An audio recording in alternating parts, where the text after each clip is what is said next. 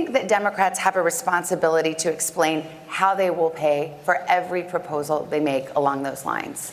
Well, let me tell you something. I hear that question, but where was that question when the Republicans and Donald Trump passed a tax bill that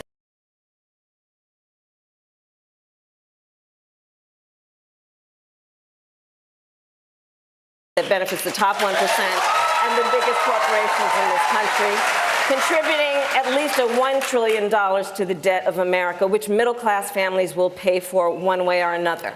Working families need support and need to be lifted up, and frankly, this economy is not working for working people. For too long, the rules have been written in the favor of the people who have the most and not in favor of the people who work the most, which is why I am proposing that we change the tax code. So for every family that is making less than $100,000 a year, they will receive a tax credit that they can collect up to $500 a month, which will make all the difference between those families being able to get through the end of the month with dignity and with support or not. And on day one, I will repeal that tax bill that benefits the top 1% and the biggest corporations of America.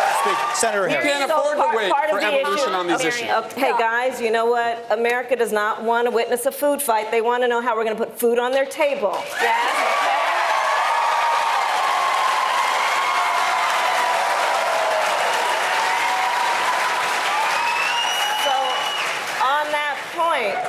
Part of the issue that is at play in America today, and we've all been traveling around the country, I certainly have, I'm meeting people who are working 2 and 3 jobs. You know, this president walks around talking about and flouting his great economy, right? My great economy, my great economy. You ask him, well, how are you measuring this greatness of this economy of yours? And he talks about the stock market. Well, that's fine if you own stocks.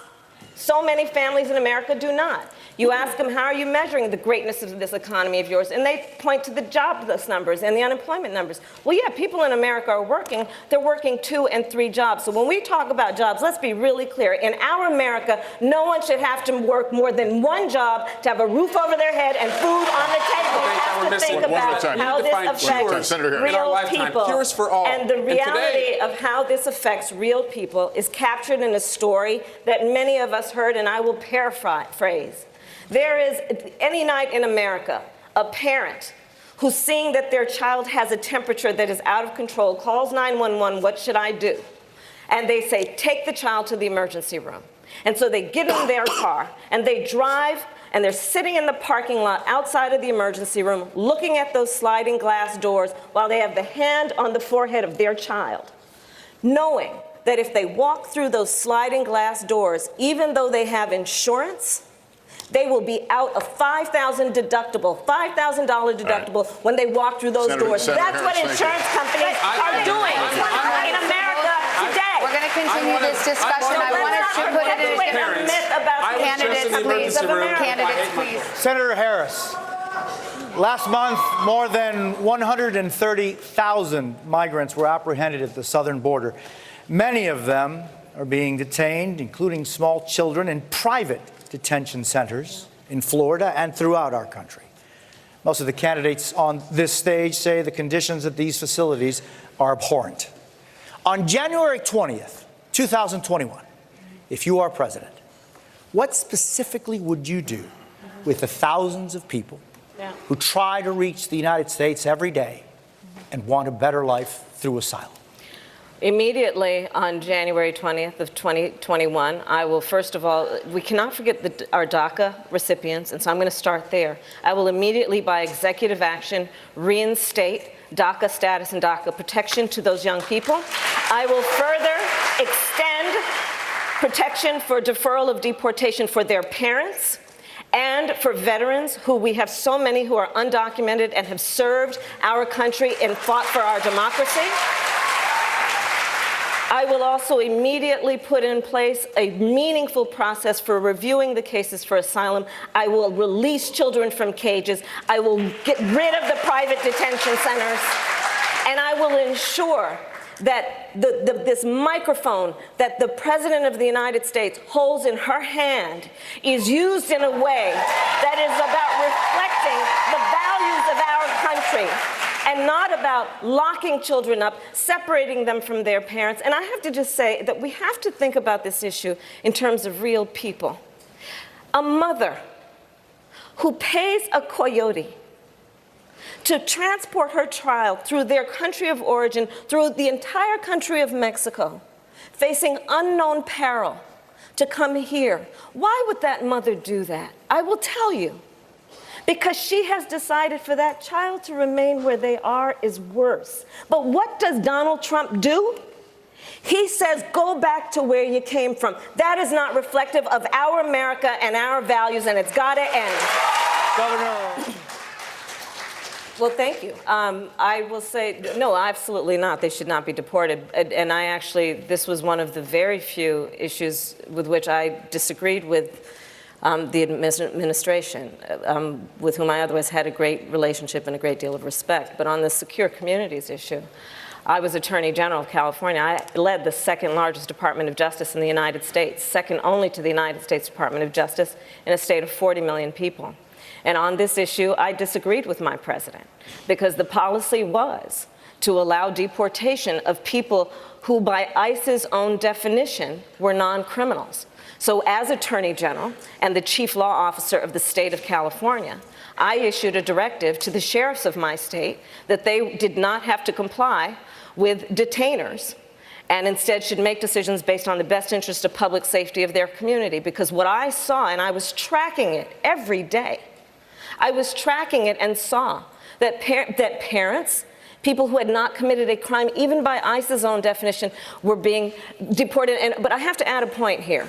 The problem with this kind of policy, and I know it as a prosecutor, Senator. I want a rape victim to be able to run in the middle of the street and wave down a police officer and report the crime against her. I want anybody who has been the victim of any real crime to be able to do that and not be afraid that if they do that, they will be deported because the abuser will tell them it is they who is the criminal. It is wrong. I would like to speak on the issue of rape. Senator Harris, And so what I will say is that if I could preface this, we will give you 30 seconds agree. since we're going to come back to you on this again in just a moment. Go for 30 seconds. Okay. So on the issue of race, I couldn't agree more that this is an issue that is still not being talked about truthfully and honestly. There is not a black man I know, be he a relative, a friend, or a coworker, who has not been the subject of some form of profiling or discrimination. Growing up, my sister and I had to deal with the neighbor who told us her parents couldn't play with us because we were black. And I will say also that in this campaign, we've also heard, and I'm going to now direct this at Vice President Biden, I do not believe you are a racist. And I agree with you when you commit yourself to the importance of finding common ground. But I also believe, and it's personal, and I was actually it was hurtful to hear you talk about the reputations of two United States senators who built their reputations and career on the segregation of race in this country. And it was not only that, but you also worked with them to oppose busing. And, you know, there was a little girl in California who was part of the second class to integrate her public schools. And she was bused to school every day. And that little girl was me. So I will tell you that on this subject, it cannot be an intellectual debate among Democrats. We have to take it seriously. We have to act swiftly. As Attorney General of California, I was very proud to put in place a requirement that all my special agents would wear body cameras and keep those cameras on. But so the bottom line here is, look, everything I've done in my career, I ran because of civil rights. I continue to think we have to make fundamental changes in civil rights. And those civil rights, by the way, include not just only African Americans, but the LGBT community. But Vice President Biden, do you agree today that you were wrong to oppose busing in America then? No. Do you agree? I did not oppose busing in America. What I opposed is busing ordered by the Department of Education. That's what I opposed. Well, there was a failure of states to integrate public schools in America. I was part of the second class to integrate Berkeley, California public schools almost 2 decades Brown v. Board of Education. Because your city council made that decision. It was a So local that's decision. where the federal government must step The in. That's why federal we have the government Voting must Rights Act and the Civil Rights Act. That's why we need to pass the Equality Act. That's why we need to pass the ERA, because there are moments in history where states fail to preserve the civil rights of all I have people. supported the Okay, ERA. so you live in a state that has been hit by drought, wildfires, flooding. Climate change is a major concern for voters in your state. It's pretty obvious.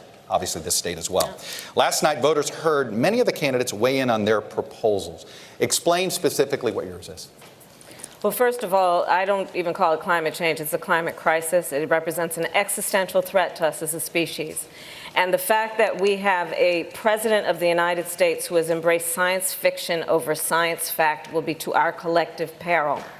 I visited, while the embers were smoldering, the wildfires in California. I spoke with firefighters who were in the midst of fighting a fire while their own home